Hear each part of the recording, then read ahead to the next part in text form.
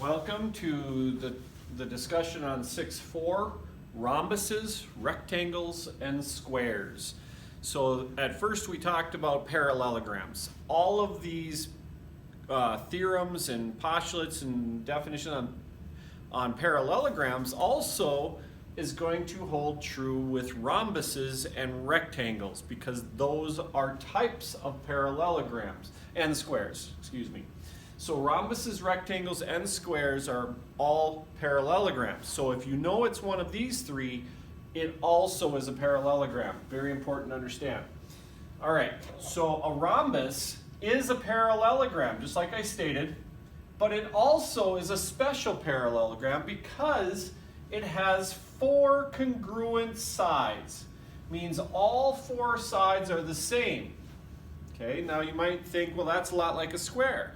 And it is a lot like a square because a square has the same characteristics. However, the difference between a rhombus and a square is just like a rectangle, which has four congruent angles as well. In other words, four right angles. So a rhombus just has four congruent sides, a rectangle has four congruent angles, and a square has both. All right, it says here, it says that this is a rectangle. So it says that ABC is a rectangle. So when you know it's a rectangle, opposite sides are congruent because, because it's a parallelogram. Okay, so a rectangle is a parallelogram, so since a rectangle is a parallelogram, we know opposite sides are congruent. However, I guess it's asking two questions. So AD we know is 5, and AB has to be 8 because it's opposite sides are congruent. It says then find the four angles.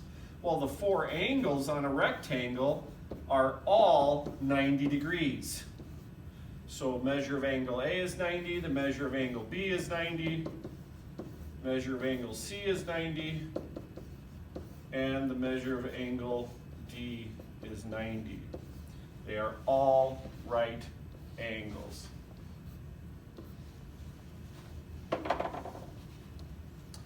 All right, so here it says that PQRS is a rhombus. Find QR, RS, and SP. Go ahead and stop the video, get this taken care of, and I'll see you back here in a minute. Okay, because PQRS is a rhombus, all four sides are congruent. That's what rhombus means. All four sides are congruent. So if all four sides are congruent, QR has to be 6, RS is also 6, and SP is also 6. They are all 6. All right, here is a corollary is kind of an extension to the theorem or property. So a corollary is an extension, so let's go ahead and talk about each one of these. It says if the quadrilateral has four congruent sides, then it's a rhombus. So it goes in both directions. You know a rhombus has four congruent sides. If it has four congruent sides, it's a rhombus. Same thing with a rectangle corollary with its four congruent angles, and same thing with a square, that if you know both the sides are congruent and the angles are all congruent, it's a square. Use the information in the diagram to name the special quadrilateral. Because we know only that all four angles are congruent, it is a rectangle. It is a rectangle. Okay, number 2 here, what do we know about this? And number 3, what do we know about this? And what kind of a shape is it? Do we know this is a square? And the question would be, or the answer would be no. We do know the four sides are congruent, so we know this is a rhombus, but we don't know it's anything else. We do know that this is a square because all four angles are right and all four sides are congruent. The diagonals of a rhombus are perpendicular. The diagonals of a rhombus are perpendicular. If you know that this is a rhombus, you know that the diagonals bisect to make 90-degree angles. So I know that 60 plus 90 plus x is 180 because all three angles of that triangle are 180 degrees. Of course, x has to be 30 because 30 plus 150 is 180. The diagonals of a rectangle are congruent.